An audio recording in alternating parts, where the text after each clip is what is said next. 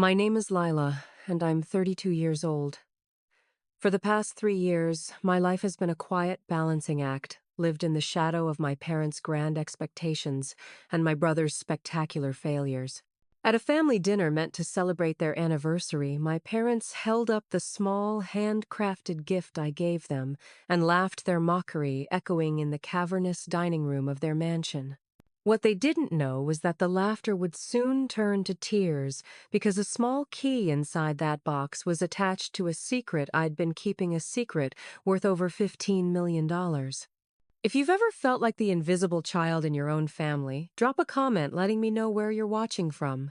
And before I tell you how a simple snow globe brought my parents to their knees, please hit that like button and subscribe because this story is a testament to the fact that sometimes the quietest people hold the loudest truths. To understand that night, you have to understand the landscape of my family. We were a portrait of classic suburban success, or so it seemed. My father, Richard, was a former investment banker who prized status above all else. My mother, Eleanor, was his perfect partner, a woman whose self-worth was intricately tied to the square footage of her home and the brand names in her closet. And then there was my older brother, David. David was the sun around which my parents' world revolved.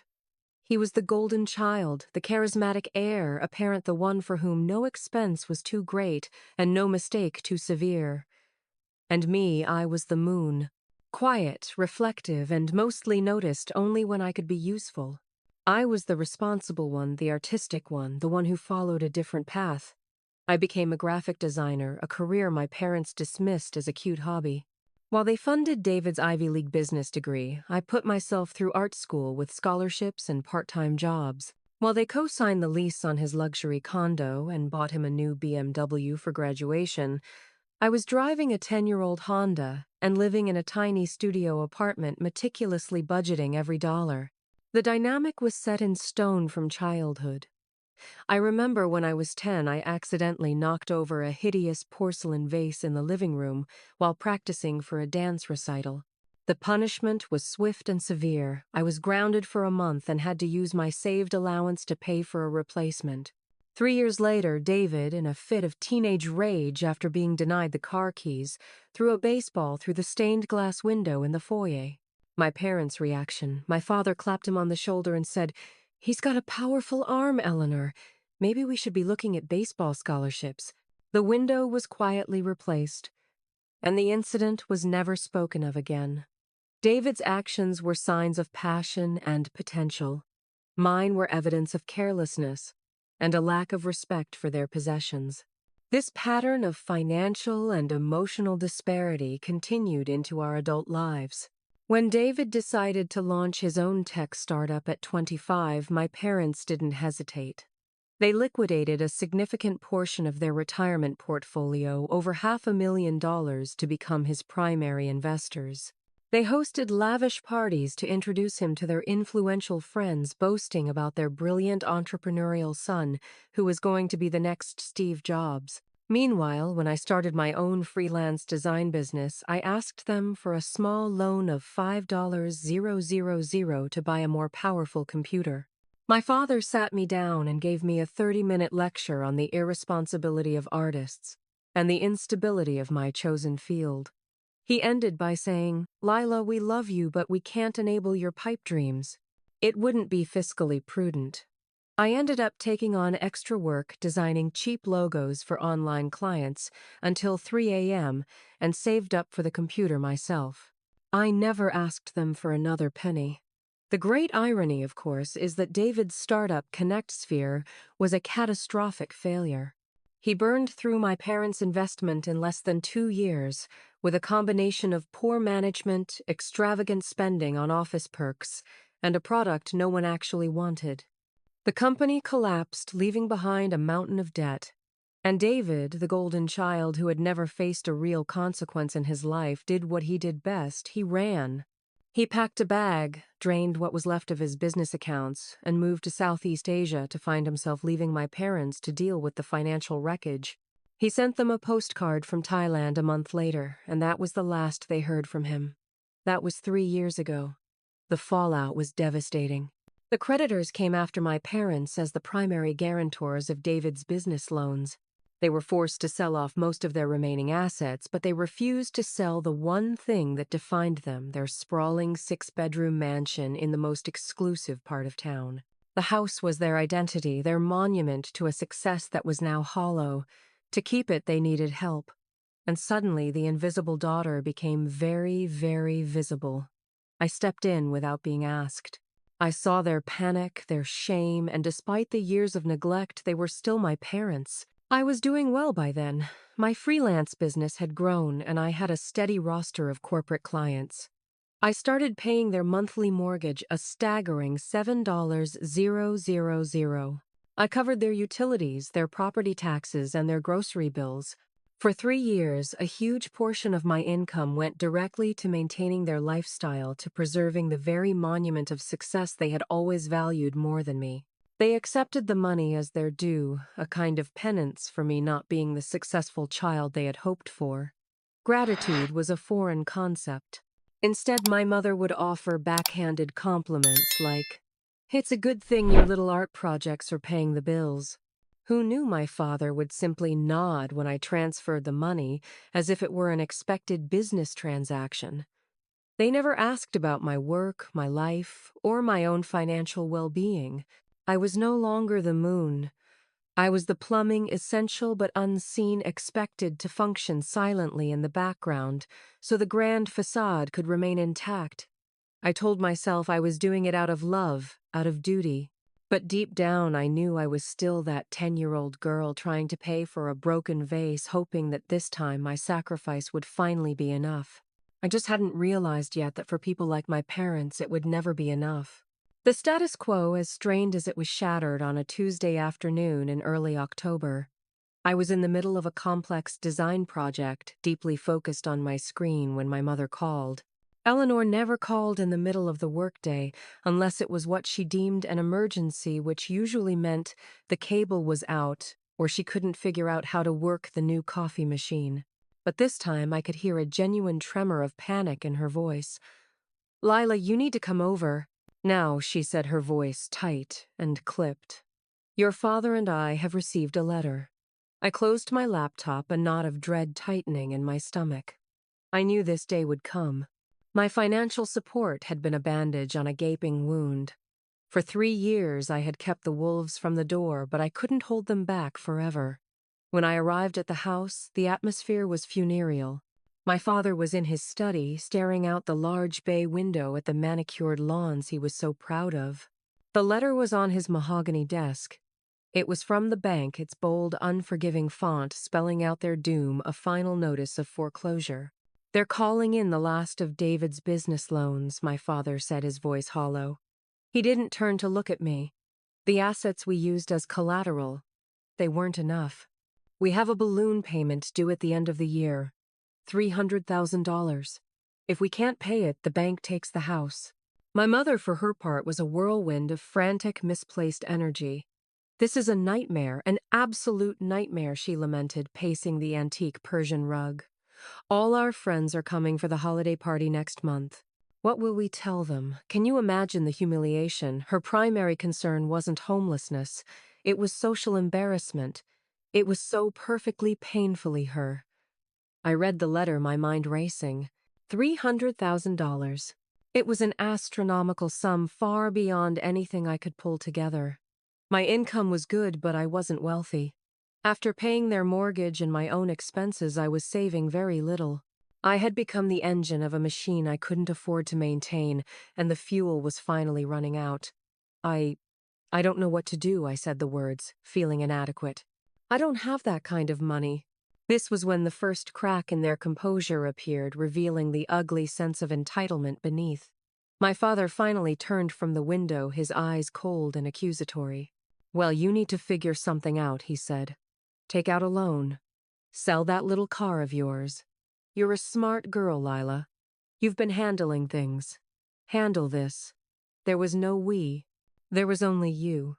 I was no longer their daughter. I was their financial manager, and I was failing at my job. My mother added, "Your father is right. We've sacrificed everything for you children." The children was plural, but her gaze was fixed on me. She had conveniently forgotten that the sacrifice, the $500,000 investment, had been solely for David. I was just expected to clean up the mess. It's the least you can do, she finished, as if asking for a kidney was the same as asking someone to pass the salt. Their reaction was the true catalyst. It wasn't just the financial crisis. It was their absolute refusal to take any responsibility. In their minds, David's failure was a tragedy that had happened to them, and my support was an obligation, not a gift. They had learned nothing. The crisis didn't bring us together. It simply magnified the transactional nature of our relationship. I spent the drive home in a daze. The weight of their expectation was suffocating. They genuinely believed that I, the daughter whose dreams they'd never supported, was now solely responsible for saving the monument to the son they had endlessly enabled. It was absurd. It was impossible. But as I sat in traffic, a strange sense of clarity began to cut through the panic. For years I had been operating on a fuel of guilt and a desperate hope for their approval. But that tank was finally empty. The foreclosure wasn't just a financial event. It was a moral one. It was a line in the sand. And for the first time, I started to wonder what my life would look like if I refused to cross it. The storm had arrived, and it was forcing everyone to show their true colors. I just didn't realize how dark those colors were about to get. In the weeks that followed, the pressure from my parents became a relentless, suffocating force. Their initial panic morphed into a state of aggressive denial, and I became the sole target of their frustration. Every conversation was a new strategy to extract a solution from me, each one more manipulative than the last. The mask of parental concern was gone, replaced by the raw, desperate face of entitlement. The first incident happened about a week after the foreclosure notice. My father called me at work. "Lila," he began, his tone brusque, "I've been looking over your finances." I was stunned. "My finances," how he brushed off the question. "I'm still listed on your bank account from when you were in college. I saw your last statement. You have a decent amount in savings. Not enough, but it's a start. I want you to liquidate it and transfer it to our account by the end of the day." He was talking about the emergency fund I had painstakingly built over 5 years, my only safety net. It was just under $20,000. "Dad, that's my emergency fund," I stammered. "It's for if I get sick or lose a client." His response was ice cold. "This is an emergency, Lila. A family emergency. And your what-ifs don't take precedence over our reality." I tried to argue to explain that it wouldn't even make a dent in the $300,000, but he cut me off. "It's a matter of principle. We need to see that you're fully committed to solving this." I felt sick. He had invaded my privacy and was now demanding my only security as a show of commitment. I told him I needed to think about it and hung up my hand, shaking. The second incident was even more insidious. A few days later, my mother invited me over for lunch. It was a transparent attempt at a softer approach. We sat in the formal dining room, the very room that was at risk, surrounded by polished silver and crystal glasses. "You know, darling," she began, dabbing her lips with a linen napkin, "I was thinking about your grandfather's watch." She was referring to a vintage Rolex that my grandfather had left to me, his only other artistic family member, when he passed away. It was my most treasured possession. "It's just sitting in your jewelry box," she continued, her voice syrupy sweet. "And it's worth a considerable amount of money. David always admired it. We think it's only right that it be used to help save the family home. It's what your grandfather would have wanted." The hypocrisy was breathtaking. The watch was meant for me. David had admired it the way a wolf admires a sheep. He'd once asked to borrow it for a weekend and returned it with a scratch on the crystal. Now they wanted me to sell my one precious family heirloom to pay for the debts incurred by the very grandson who had received everything else. "No, Mom," I said, my voice firm. "I'm not selling Grandpa's watch." Her sweet facade crumbled instantly. "You're being selfish, Lila. It's just a thing. This is our home. How can you be so sentimental when our entire legacy is on the line? The situation was becoming untenable. My parents were calling and texting daily, alternating between guilt trips demands and thinly veiled threats about how my inaction was tearing the family apart. I felt like I was drowning. I tried to have one last rational conversation with them. I went to the house with a folder of information I had printed out, options for downsizing, a list of beautiful, more affordable homes in nearby towns, information on bankruptcy protection. I wanted to show them there were other ways, that losing the mansion wasn't the end of the world. "We are not selling this house," my father said, not even looking at the papers I had laid out on his desk. He slammed his hand down, making me jump. "This house is a symbol of everything I've built. We will not be driven out of our home and into some suburban tract house because of your refusal to step up." My refusal? I was incredulous. "I've been paying your mortgage for 3 years, a temporary measure," my mother sniffed.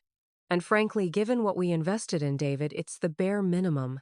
We see it as you paying back the family for the opportunities you've had." That was when the first piece of my resolve clicked into place. They didn't see my help as a gift. They saw it as a debt I owed them for simply existing while my brother got the investments. It was a transaction, and the books in their eyes were far from balanced. I left their house that day feeling utterly defeated. The weight of their delusion was crushing me. I started to question myself. Was I being selfish? Was I a bad daughter? The constant psychological pressure was eroding my confidence. That evening, I called my best friend Clara and broke down, pouring out the whole sordid story. Clara listened patiently until I was finished, my words punctuated by hiccuping sobs. When I was done, there was a long pause on the other end of the line. Then she said something that cut through all my confusion and guilt like a laser. "Lila," she said, her voice sharp with a clarity I lacked, "you are not their daughter. You are their emergency exit. They kept you around, ignored you, and underfunded you, but they always knew where the fire escape was. Now the building is on fire, and they are shocked that the fire escape is asking for a thank you before it lets them climb down."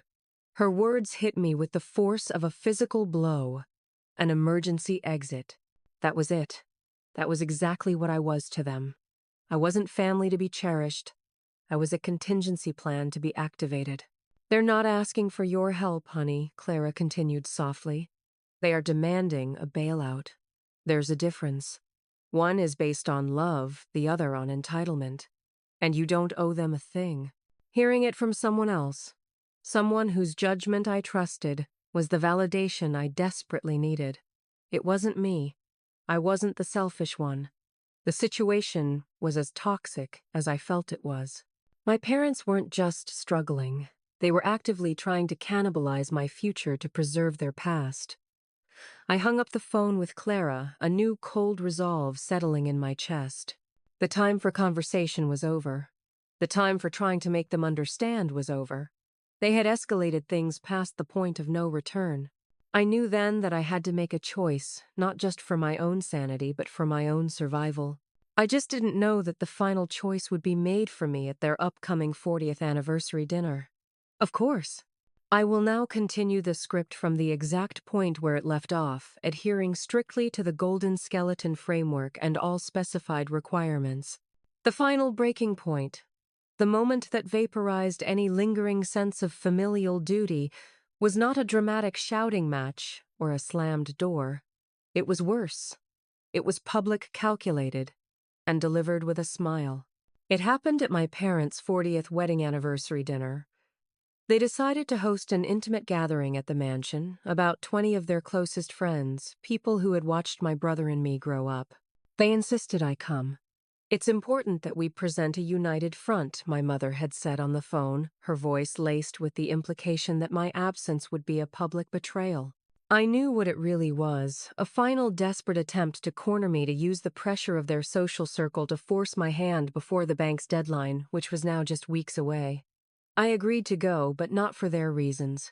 A quiet, cold plan was beginning to form in the back of my mind, and I needed to see their performance one last time to know for sure that it was the right thing to do.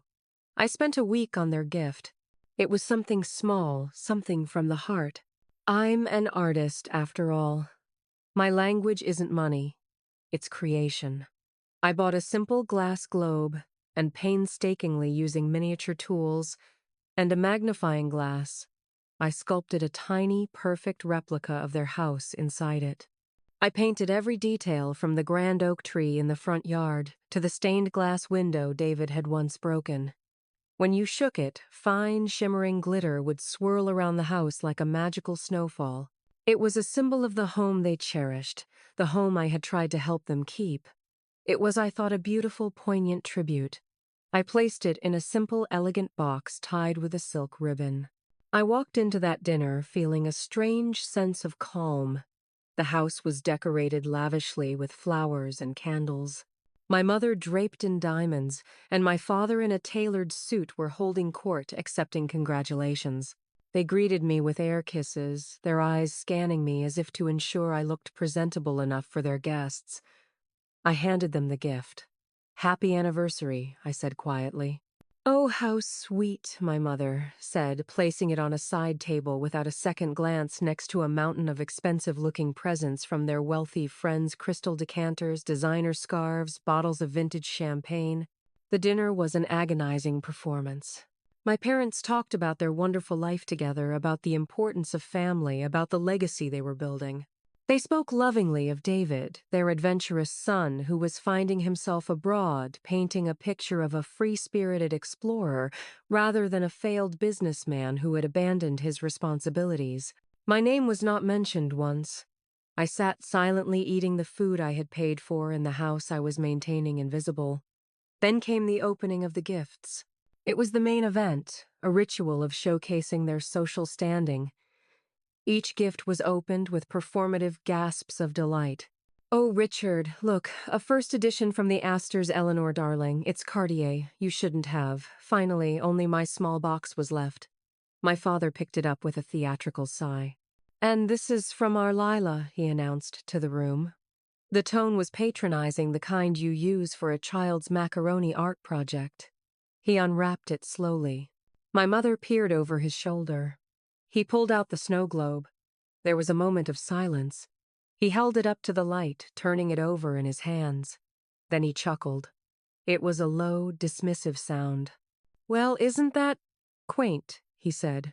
My mother joined in a high, tinkling laugh that didn't reach her eyes. "Oh, Lila, darling, you're still making your little crafts. It's so childish." He turned to their friends, a smirk playing on his lips. "Our daughter, the artist," he said, shaking the snow globe so the glitter swirled. "She's always been the sentimental one. Not exactly practical, but she has a good heart." The implication was clear to everyone in the room, everyone who knew of their financial troubles, a story my parents had surely spun with themselves as the noble victims. The gift wasn't just a gift, it was a statement. This is all she can offer. This is her contribution, a cheap handmade trinket while our legacy burns. The table was filled with polite, pitying smiles. I could feel their collective gaze on me, the poor, unsuccessful daughter who could only afford a toy while her parents faced ruin. The humiliation was a physical thing, a hot flush that spread up my neck. And in that moment, as their laughter, both spoken and unspoken, filled the room, something inside me went perfectly still and cold. The last flicker of hope, the last shred of daughterly obligation was extinguished. I was looking at two cruel, selfish strangers who would humiliate their own child just to maintain their narrative of victimhood. They weren't my parents, they were just my problem. The hurt vanished, replaced by an icy, diamond-hard clarity. My grandfather's watch, my emergency fund, my 3 years of sacrifice. It was all just a prelude to this moment. They had finally pushed me too far. The emergency exit was done being an exit. It was about to become a locked door. As their condescending smiles faded, a slow, genuine smile spread across my own face. They mistook it for embarrassment. They thought they had finally broken me, that the public shame would be the final lever to pry open my wallet. They had no idea I was about to give them the one thing they wanted most in the world, control over the fate of their house. And it was going to destroy them. My parents and everyone in that room saw me as Lila, the moderately successful graphic designer, the quiet daughter who made a decent living with her cute hobby. This perception was a shield I had carefully constructed and maintained for 5 years. The truth was far, far different. 5 years ago, while David was burning through $500,000 on ergonomic chairs and a company smoothie bar, I was working on a project of my own. It wasn't a business, not at first. It was a creative challenge. I was fascinated by the way light and texture interacted in digital photography, and I started developing a suite of highly sophisticated photo editing filters. They were unique, using an algorithm I designed that could realistically mimic the look of vintage film stocks with incredible accuracy. It was a passion project, something I did late at night after my client work was finished. On a whim, I bundled a package of 10 filters together, gave them a catchy name, Chromolux, and put them on a small app marketplace for $5. I didn't tell anyone. I certainly didn't tell my parents. I couldn't bear the dismissive lecture about another pipe dream. And I didn't tell David because I knew he would either mock it or try to take it over. For the first few months, I sold a few dozen. Then, a popular photographer on social media discovered the app and posted a stunning photo using one of my filters. She tagged Chromolux. The effect was instantaneous and explosive. Within a week, I had 100,000 downloads. Within a month, I had 1,000,000. The app went viral. I was completely overwhelmed. The money pouring into my account was more than I had ever seen. I knew I was out of my depth, so I did the smartest thing I could have done. I sought professional help. I found a brilliant, discreet, intellectual property lawyer named Arthur Vance, a man in his late 60s with a reputation for being fiercely protective of his clients. I also hired a savvy financial advisor. Together we formed a plan. We created a shell corporation, a completely anonymous LLC, to handle the licensing and revenue from Chromolux. My name appeared nowhere on the official documents. To the world, I was still just Lila, the freelance designer. But behind the scenes, I was the sole owner of a company that was generating a staggering passive income. By the time my parents came to me for help 3 years ago, I was sitting on a fortune of several $1,000,000. My current net worth was well over $15 million. The monthly $7,000 I sent them for their mortgage wasn't a sacrifice, it was a pittance. It was less than the interest my investments earned in a week. I paid it partly out of a lingering, misplaced sense of duty, but mostly because it was easier than explaining why I wouldn't. It was the price of keeping my secret, of keeping my life separate from their drama and David's inevitable attempts to get his hands on my success. I was living a double life, the dutiful, struggling daughter in their world and a self-made millionaire in my own. When the foreclosure notice arrived, my initial shock was not about the money. It was about their audacity. But as their demands escalated, my secret became my secret weapon. I didn't just print out Zillow listings for smaller homes.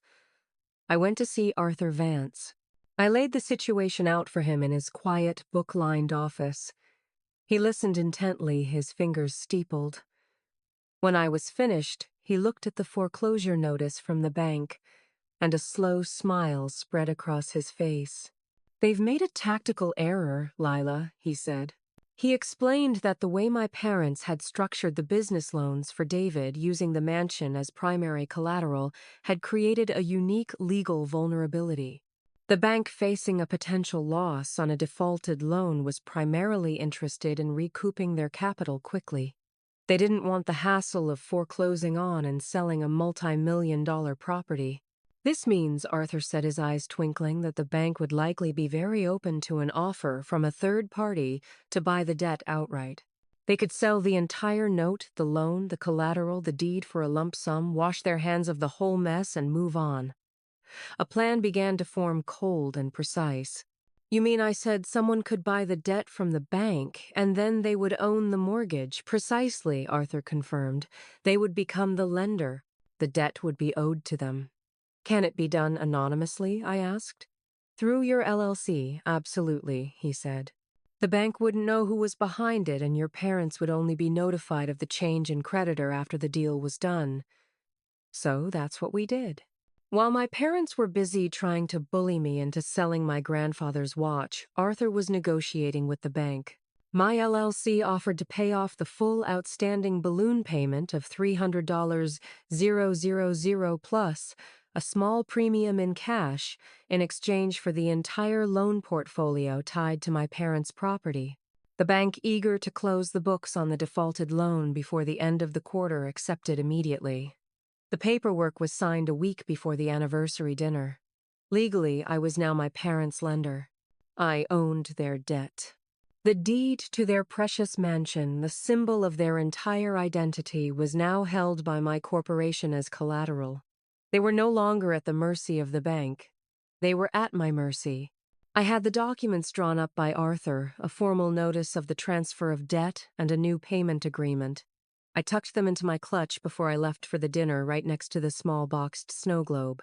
They had spent my entire life underestimating me, seeing me as small and insignificant. It was only fitting that my final move would come from the smallest of packages. The stage was set. The actors were in place. All that was left was the final act, and I was holding the script. The air in the dining room was thick with condescension. My father had just placed the snow globe back on the table with a dismissive pat, as if it were a child's toy he was tired of. The polite, pitying laughter from their friends had subsided into a low murmur. They were all looking at me, expecting me to shrink, to stammer an apology for my inadequate gift. I let the silence hang in the air for a long moment, savoring it. I took a slow sip of water, then gently folded my napkin and placed it on the table. I caught Clara's eye from across the room. I'd insisted on bringing her as my +1, needing at least one friendly face. She gave me a tiny, almost imperceptible nod. It was time. I stood up. The movement was quiet, but it drew every eye in the room. "You're right, Dad," I began, my voice clear and steady, cutting through the murmurs. The room fell completely silent. "It is a quaint gift. Sentimental, even. But, Mom, you were wrong about one thing. It's not childish. It's a symbol." My mother shifted uncomfortably in her seat, a tight, forced smile plastered on her face. "A symbol of what, dear?" she asked, her voice dripping with false sweetness. "A symbol of what matters most to you," I said, letting my gaze sweep from my father to my mother. "This house. Your legacy." I picked up the snow globe and held it up. "For the past few weeks, you've made it very clear that saving this house is the most important thing in the world. More important than my security. More important than my grandfather's memory. More important than my dignity." My father's face began to darken. "Lila, this is not the time or the place." Actually, I interrupted, my voice unwavering. "This is the perfect time and place. Because you've also made it clear that you expect me to be the one to save it." I looked around at their friends. "As some of you may know, my parents have been facing some financial challenges, and they've been looking to me for a solution."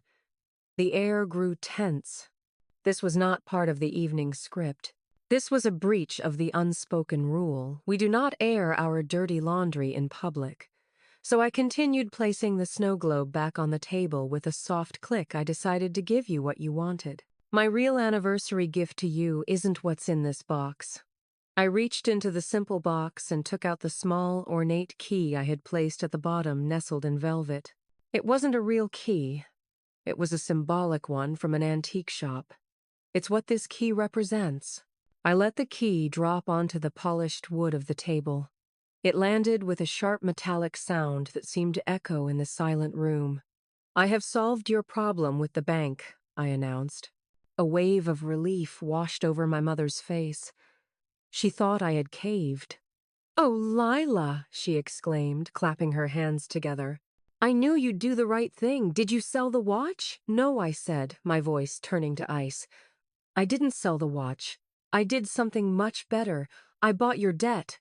My father stared at me, his brow furrowed in confusion. "What are you talking about? You bought our debt, that's right," I said. I reached into my clutch and pulled out the crisp, folded legal documents Arthur had prepared. I walked around the table and placed them directly in front of my father. My company, the one funded by my little art projects, paid the bank the full $300,000 you owed them. We are now the legal holder of your loan. The foreclosure notice from the bank is void. You no longer owe them a penny. My father fumbled with the papers, his hands suddenly clumsy. He read the first page, his face draining of all color. My mother leaned over his shoulder, her eyes scanning the document. Her jaw went slack. The guests were leaning in their polite smiles, replaced with rapt, shocked curiosity. "This is ridiculous," my father stammered, looking up at me. His voice was a hoarse whisper. "This can't be legal." "Oh, it's perfectly legal," I assured him. "My lawyer, Arthur Vance, I'm sure you remember him, handled the entire transaction. The deed to this house, the symbol of your entire life's work, is now held as collateral by my company." I paused, letting the full weight of that statement land. "The bank is gone, Dad. Now you answer to me." The room was utterly still. You could have heard a pin drop. The carefully constructed world of Richard and Eleanor was imploding in real time in front of their closest friends. The power dynamic of my entire life had just been reversed in the span of 30 seconds. "So here is my anniversary gift to you," I said, my voice calm but unforgiving. "It's the gift of choice. You have two options. Option A. You sell this house. You have 60 days. From the proceeds, you will pay back the $300,000 debt that David incurred, which is now owed to me. The rest of the money, which should be a considerable sum, is yours to keep.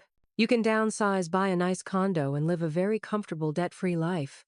I let that sink in before delivering the final blow. Or option B. You can keep the house. And you can start making monthly mortgage payments of $7,152. To me, the first payment is due on the 1st of next month. If you are late, there will be penalties. If you miss 3 payments, my company will begin foreclosure proceedings. Just like any other bank. My mother finally found her voice. It was a choked, strangled sound. "Lila, you wouldn't." I looked her directly in the eye. All the years of being ignored, of being second best, of being their ATM, of being their emergency exit coalesced into my final words. "My charity ended tonight when you laughed at my gift," I said. "The choice is yours. Happy anniversary." I turned, walked over to Clara, who was staring at me with a mixture of shock and profound admiration, and touched her shoulder. "Let's go," I said. We walked out of that dining room, leaving behind a tableau of stunned silence. I didn't look back. I didn't need to. I could feel the foundation of their world cracking behind me. I walked out of that house, leaving them in the ruins of their own making. I was finally free, but I knew the aftershocks were just beginning. The moment the heavy oak door of the mansion closed behind us, the cool night air felt like the first breath after being held underwater for a lifetime. Clara was silent for the first few steps toward the car, then she let out a low whistle. "Wow," she breathed. "Just wow." Lila, that was the most epic mic drop moment I have ever witnessed in my entire life. I leaned against my car and finally let out the breath I had been holding. I didn't feel triumphant, not yet. I just felt empty.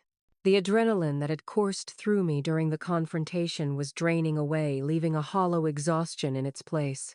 "I can't believe I did that," I whispered. "Believe it," Clara said, giving my shoulder a firm squeeze. "You didn't just set a boundary. You built a fortress and handed them the eviction notice." The first thing I did the next morning was change my phone number. I knew the barrage of calls would be relentless, a toxic mix of rage, pleading, and manipulation. I sent my parents one final text from my old number before deactivating it. All future communications regarding the property at 1420 Oakwood Lane are to be directed to my attorney, Arthur Vance. He has been instructed to act on my behalf. Then I blocked them. It felt both liberating and terrifying. The second thing I did was call my travel agent. I booked a non-refundable 2-week trip to Italy, leaving in 3 days. I had always dreamed of seeing Florence, of sketching in the Uffizi Gallery, and drinking wine in a Tuscan vineyard. It was a dream I had always deferred, telling myself I couldn't afford the time off or the expense, while quietly funneling my money into the black hole of my parents' mansion. Not anymore. While Arthur fielded the frantic calls from my parents and their newly hired lawyer, I packed a suitcase. For the first time, I wasn't packing for a weekend trip to a client's office. I was packing for myself. The days leading up to my departure were a strange mix of peace and anxiety. The silence from my parents was a relief, but it was a loud silence filled with the imagined sound of their fury. Clara kept me updated through the grapevine. The anniversary party had imploded after we left. The guests, horrified and fascinated, had made their excuses and fled. My parents were in chaos. They were fighting constantly, blaming each other, blaming David, but mostly blaming me. They had tried to spin a story to their friends that I was mentally unstable, that I had fabricated the whole thing in a jealous rage. But the story fell apart when one of their friends, a retired judge who had been at the dinner, made a quiet call to Arthur Vance and confirmed that the legal documents were in fact ironclad. The truth was out. Their perfect facade had been shattered in the most public way possible. They were trapped. Stepping onto the plane to Rome felt like stepping into a different life. For 2 weeks, I was anonymous. I wasn't the dutiful daughter, the secret millionaire, or the family creditor. I was just Lila. I ate gelato at noon, wandered through ancient ruins, and sat in cafes for hours, sketching the world around me. I was rediscovering the person I was before I had become their solution. The entire time I had only one communication with Arthur.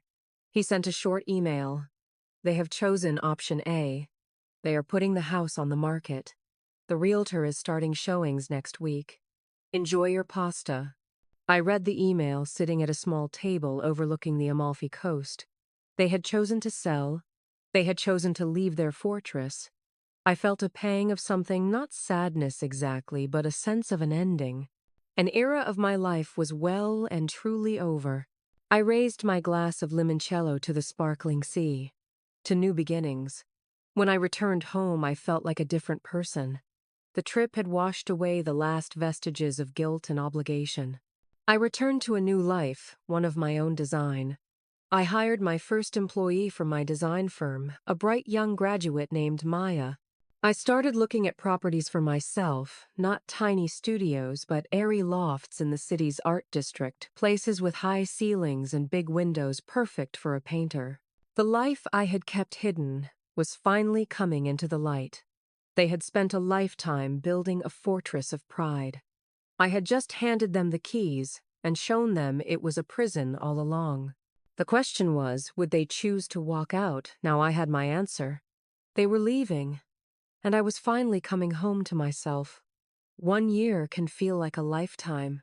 The person I was at that disastrous anniversary dinner felt like a distant black and white photograph of someone I used to know.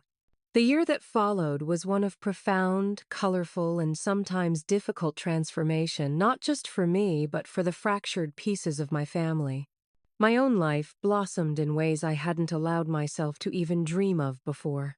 I bought a stunning loft apartment in the heart of the city's restored warehouse district. The walls were exposed. Brick the ceiling soared 20 feet high, and a wall of floor-to-ceiling windows flooded the space with natural light. It was my sanctuary and my studio. I started painting again, not just sketching in notebooks, but working on large canvases, the smell of oil, paint, and turpentine filling the air. My design firm, now officially Chromolux Studios, expanded. With Maya handling the day-to-day client work, I was free to focus on the creative direction and development of new software. We were on the verge of launching a new video editing suite that was already generating significant industry buzz. I was also no longer alone.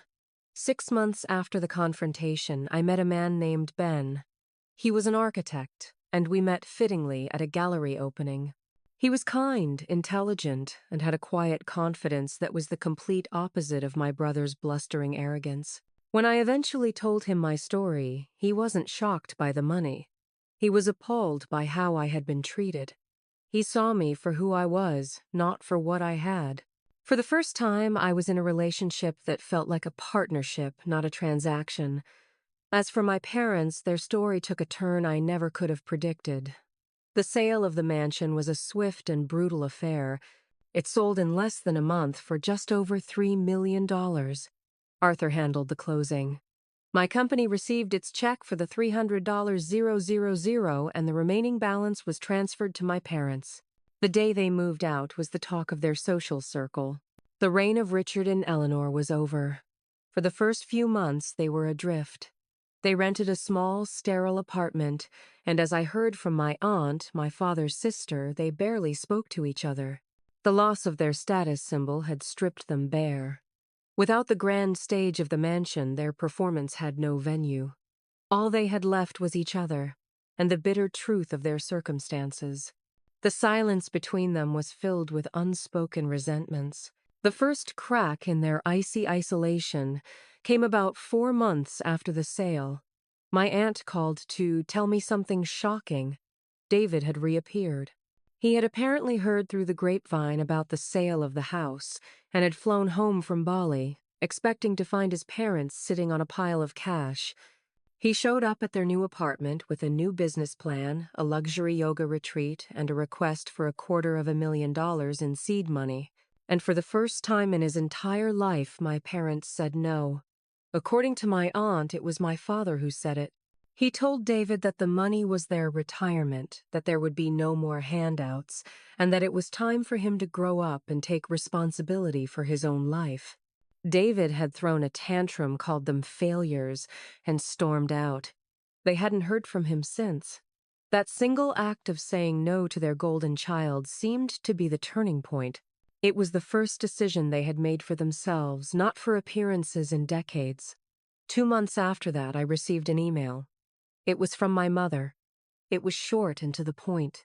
"Lila, your father and I would like to take you to lunch. No agenda. We just want to talk. If you're willing, please let us know. I talked it over with Ben and with Clara." I was hesitant, afraid of falling back into old patterns. But I was also curious. I agreed, but on my terms. We would meet at a casual bistro near my apartment neutral territory. When I saw them sitting at the small outdoor table, I was struck by how different they looked. They seemed smaller. The arrogance was gone, replaced by a quiet fragility. My mother was wearing a simple dress, not a designer label. My father's suit was gone, replaced by a simple polo shirt. They looked like any other retired couple. The conversation was stilted at first. They asked about my work, and for the first time, they seemed genuinely interested. I told them about my company, about the software, about my painting. I didn't tell them the extent of my wealth. It wasn't necessary. They just needed to know I was okay. Then my father cleared his throat and looked at me, his eyes filled with a weary shame I had never seen before. "Lila," he said, his voice raspy, "we were wrong. About everything. How we treated you, the expectations we put on you, the dinner." He shook his head. "There is no excuse for our behavior. We were blinded by pride and fear. I am so sorry."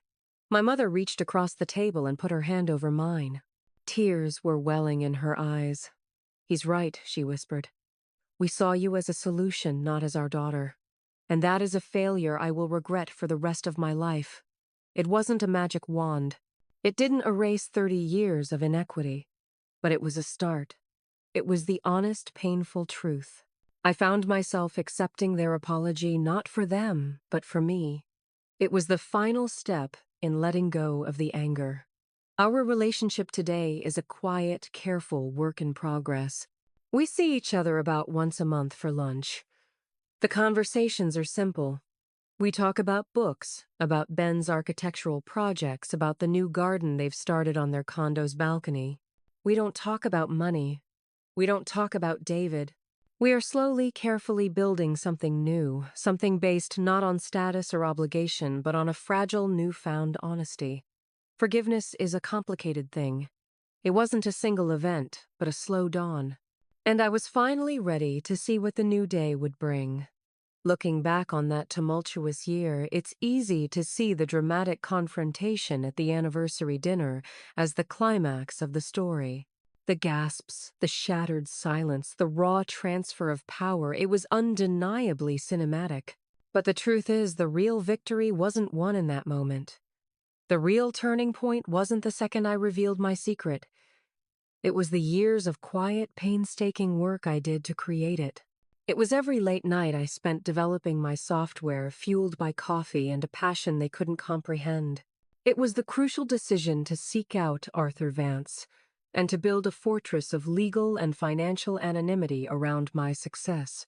It was the discipline of living a double life of being the dutiful, underappreciated daughter on the surface while in secret becoming the architect of my own destiny.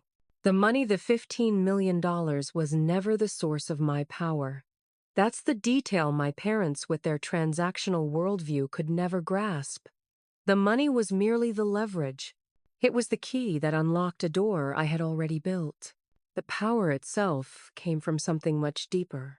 The quiet, stubborn refusal to let their definition of me become my reality. The power came from the moment I stopped trying to earn a love that was conditional and started cultivating a self-respect that was absolute. For most of my life, I was running on a toxic fuel. I operated under the deeply ingrained illusion that love was something to be earned like a commission. If I was just a little more helpful, a little more responsible, a little less me, then maybe the ledger would finally balance. If I could just sacrifice enough of my time, my energy, and my money, I would eventually earn their approval. I was trying to fill a void in them that had nothing to do with me. Their inability to see my worth wasn't a reflection of my value. It was a reflection of their own deeply flawed value system. They measured a person's success in dollars, in square footage, in the brand of their car. They couldn't comprehend a daughter whose true wealth was in her creativity, her resilience, and her quiet, unwavering strength. They were speaking a language of assets and liabilities, and I was trying to answer in a language of love and art. We were never going to understand each other. The greatest lesson I learned is that you cannot allow people who only see you for your utility to define your identity. You are not a solution to someone else's problem. You are not their emergency fund. You are not their contingency plan. You are not the fire escape they only notice when the building is in flames. Your worth is inherent. It is absolute. It is not up for negotiation, and it certainly is not dependent on the approval of people who are incapable of seeing you for who you truly are. Setting boundaries isn't an act of aggression, though in a toxic family system it will always be treated as one. It's an act of profound self-preservation. It is the spiritual equivalent of building a home. It's a process of drawing a line around your own well-being, your own sanity, and your own future, and saying with quiet, unshakable conviction, this far and no further. This space is mine.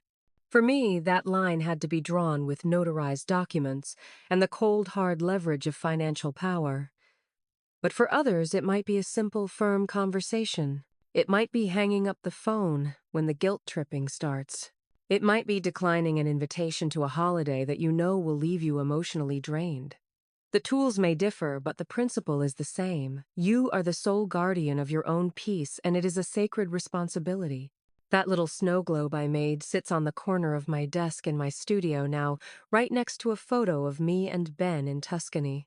For a while after that night, I couldn't look at it without feeling a hot flush of the humiliation I felt at that dinner table. It was a symbol of my naivete, of my last desperate attempt to speak a language my parents would never understand. But now I see it differently. I see it as a monument to my own evolution. It wasn't a childish craft or a cheap gift. It was a final, honest, beautiful offering from the daughter. I used to be the one who still believed that love could be captured and presented in a perfect, contained little world. And their reaction to it, their condescending laughter, was the final, honest answer I needed to become the woman I am now. That globe is a reminder that the most beautiful things can be born from the most painful moments of disillusionment.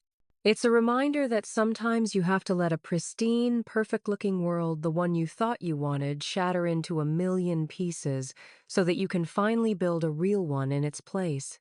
The real world is messy, it's imperfect, but it's yours. My life now is rich in ways that no bank account could ever measure.